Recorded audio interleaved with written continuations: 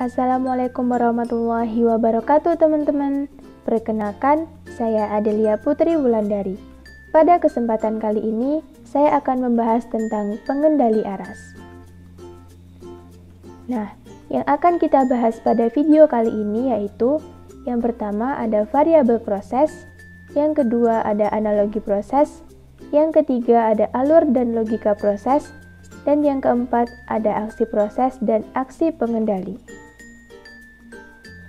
Selanjutnya, mari kita masuk pada pembahasan yang pertama, yaitu variabel proses yang ada di pengendali aras.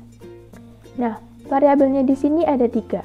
Yang pertama, ada input variabel atau variabel masukan. Nah, di variabel masukan ini dibagi menjadi 2, yaitu manipulated variable dan disturbance. Yang pertama ada manipulated variable.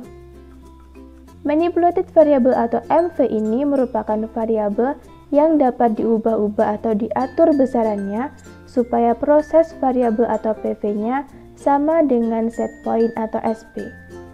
Dan yang jadi MV-nya di sini yaitu laju alir air yang masuk ke reservoir. Yang kedua ada disturbance atau variabel yang dapat mengganggu jalannya proses. Dan yang jadi disturbance di sini adalah laju alir air yang keluar dari reservoir. Variabel yang selanjutnya ada output variabel atau variabel keluaran, atau yang biasa kita sebut dengan proses variabel atau PV.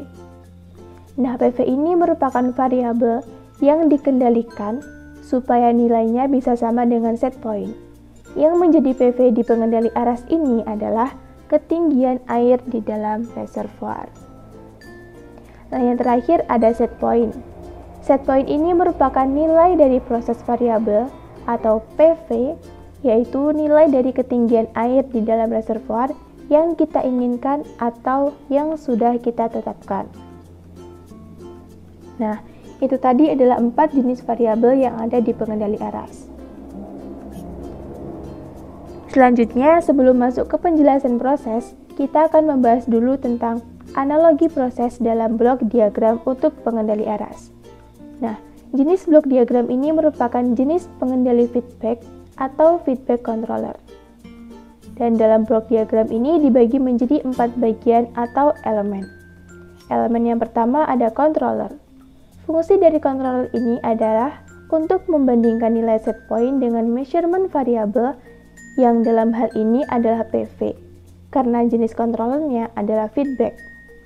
Setelah itu, menghitung error yang dihasilkan. Setelah errornya terhitung, controller akan mengeluarkan sinyal koreksi dan memberikan perintah kepada FCE. Selanjutnya, elemen atau instrumen yang kedua ada Final Control Element atau FCE, di mana FCE ini diperankan oleh pneumatic valve yang digerakkan oleh udara tekan. Nah, fungsi dari FCE sendiri adalah untuk melakukan aksi atau tindakan koreksi dengan mengatur atau memanipulasi bukaan valve dengan melihat nilai measurement variable atau PV dari controller. Yang ketiga, elemen yang ketiga ada di elemen proses. Nah, di mana proses ini terjadi di dalam reservoir.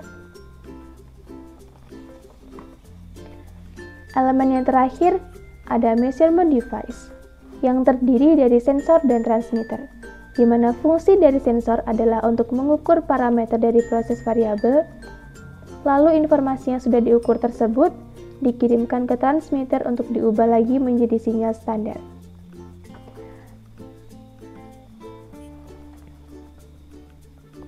Nah, selanjutnya kita akan membahas tentang alur proses. Di sini sudah ada salah satu rangkaian alat untuk pengendali aras, yaitu Control Regulation Level atau CRL. Dan di sampingnya juga ada keterangan gambarnya. Nah, sebelum masuk ke alur proses ini, mari kita identifikasi 4 elemen penting yang sudah kita bagi di diagram blok tadi. Elemen yang pertama ada controller. Nah, controller di sini ditunjukkan di nomor 9. Lalu yang kedua ada FCE. Dengan jenis FCE-nya yaitu pneumatic valve yang ditunjukkan oleh nomor 3. Kenapa kok di nomor 3? karena di sini valve-nya berhubungan dengan transducer dan controller, dan juga berhubungan dengan nomor 7 yaitu kompresor udara untuk memberikan udara tekan pada valve. Lalu yang ketiga ada elemen proses yang terjadi di reservoir. Dengan yang terakhir ada elemen measurement device yang terdiri dari sensor dan transmitter. Nah, setelah teridentifikasi semuanya, mari kita masuk ke alur prosesnya. Pertama-tama kita mulai dari measurement device yang terdiri dari sensor dan transmitter. Nah, sebelumnya di dalam reservoir ini sudah diisi dengan air ketinggian tertentu oleh pompa yang ada di nomor 2 ini. Nah, ketinggian air di reservoir dan yang berperan sebagai PV ini selanjutnya dibaca oleh sensor dan hasil pengukurannya akan diterjemahkan oleh transmitter dan akan diubah menjadi sinyal standar oleh transducer. Lalu, sinyal yang sudah diterjemahkan tersebut kemudian dikirimkan ke controller untuk dibandingkan dengan set point atau nilai ketinggian air dalam reservoir yang kita inginkan. Nah, ketika nilai SP dan PV sudah diketahui dan sudah mendapatkan nilai errornya, maka sinyal dari errornya akan diterjemahkan lagi di transducer dari arus ke tekanan. Setelah itu, controller akan memerintahkan FCE untuk mengendalikan besaran bukaan valve dengan bantuan kompresor udara. Nah, di sini ada dua kemungkinan, yaitu ketika PV lebih besar dari SP atau PV kurang dari SP. Yang pertama, jika PV atau ketinggian air dalam reservoir lebih besar dari set point-nya, maka controller akan memerintahkan FCE, yaitu pneumatic valve, untuk melakukan pengendalian dengan cara mengecilkan bukaan valve sehingga laju alir yang masuk ke dalam reservoir atau MV-nya menjadi lebih kecil, sehingga PV-nya tidak terlalu besar dan akan sama dengan SP. Nah, yang kedua, ketika PV kurang dari SP, maka controller akan memerintahkan FCE untuk memperbesar bukaan valve-nya sehingga laju alir air yang masuk atau MV ke reservoir bisa lebih besar sehingga PV akan sama dengan SP. Nah, itu tadi alur prosesnya. Setelah kita mengetahui alur prosesnya, mari kita masuk ke logika proses. Yang pertama, jika laju alir keluar dari reservoir semakin besar, maka PV atau ketinggian air di dalam reservoirnya akan lebih kecil dari SP. Sehingga untuk mencapai PV sama dengan SP, maka yang harus dilakukan adalah MV atau laju alir yang masuk ke reservoirnya diperbesar. Dan yang kedua, jika laju alir air keluar dari reservoir kecil, maka PV-nya akan lebih besar dari SP. Sehingga supaya PV sebanding atau sama dengan SP, maka MV atau laju alir yang masuk ke reservoirnya harus diperkecil.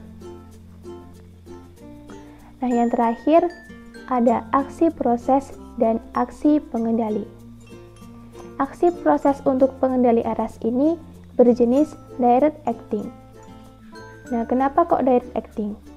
Karena jika MV atau laju alir masuk ke reservoir diperbesar, maka PV atau ketinggian air dalam reservoir juga akan meningkat. Terus yang kedua, aksi pengendalinya berjenis reverse acting dengan jenis valve-nya yaitu air to open. Kenapa kok reverse acting? Karena jika PV lebih dari SP, maka untuk menyamakan nilai supaya PV sama dengan SP, yang harus dilakukan yaitu menurunkan atau memperkecil MV-nya, yaitu laju alir air yang masuk ke reservoir. Nah, itu tadi penjelasan tentang pengendali aras. Semoga bisa dipahami dengan baik dan bisa bermanfaat bagi kita semua. Cukup sekian dari saya, terima kasih telah menonton. Wassalamualaikum warahmatullahi wabarakatuh.